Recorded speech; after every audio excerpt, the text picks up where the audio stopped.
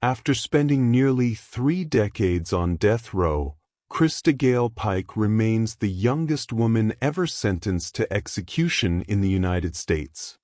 But this story isn't just about jealousy or ritualistic violence. It's about neglect, silence, and a system that failed a child long before she became a killer. Stories like this remind us how thin the line is between ordinary life and unthinkable tragedy. If you want to follow more cases that reveal the darkest corners of the human mind, subscribe now and turn on notifications, because the next case might be even more disturbing than this one. Christa was born on March 10, 1976, in Beckley, West Virginia. A coal town with little opportunity and even less hope. Her childhood was chaos. Her mother, more interested in drugs and parties than raising a baby, left Christa to grow up in neglect. Even as an infant, when seizures racked her small body, her cries went unanswered. Imagine a toddler crawling across a floor littered with beer cans and syringes, ignored not out of poverty, but out of indifference. Her father? Little more than a signature on a birth certificate. He appeared briefly, then vanished. The marriage, the divorce, the remarriage, they all blurred together. But what Christa never had was stability or love. By the age of 12, she had already tried to end her life. A rope, a note, a desperate attempt. And yet, no one cared enough to notice. That silence, more than anything, became the start of her tragedy. No teacher stepped in when her grades collapsed. No one asked questions when she claimed her mother's boyfriend abused her. When she dropped out of school in 10th grade, no one pulled her back. Christa's truth was invisible, so she learned to live through lies. Her friends called her a compulsive liar, but maybe lying was the only way she knew to survive in a world that refused to listen. She eventually landed in a juvenile rehabilitation program, which officials called a second chance. But how can there be a second chance when you never had a first? In 1994, at just 18, Christa entered the Job Corps in Knoxville, Tennessee. On paper, it was her salvation, a place to learn skills, study nursing, and rebuild her future. In reality, it became the stage for her darkest descent. It was there she met Tadaryl Shipp, a younger boyfriend with a dangerous edge, and soon Shadolla Peterson joined their circle. Witnesses said the three didn't act like normal teenagers.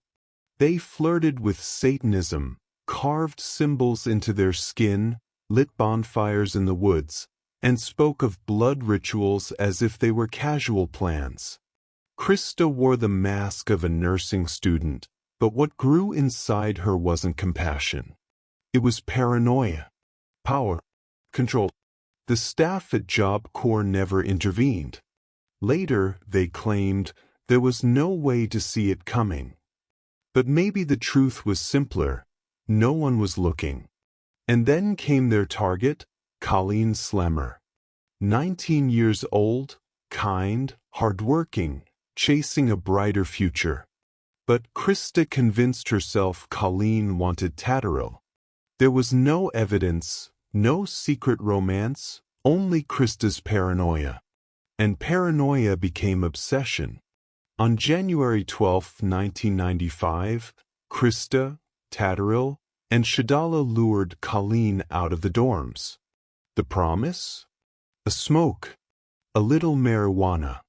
The four of them walked into the cold Tennessee night, leaving behind the safety of dorm lights, headed toward an abandoned steam plant near the University of Tennessee. No cameras. No witnesses. Just shadows and silence. What followed lasted nearly 45 minutes. Christa unleashed every ounce of anger, neglect, and cruelty she had carried her whole life. She beat Colleen, cut her, stomped on her neck, carved a pentagram into her forehead. And when Colleen was barely alive, Christa lifted a concrete block and brought it down, crushing her skull. The next day, police found a piece of Colleen's skull in Christa's jacket. She had kept it as a trophy.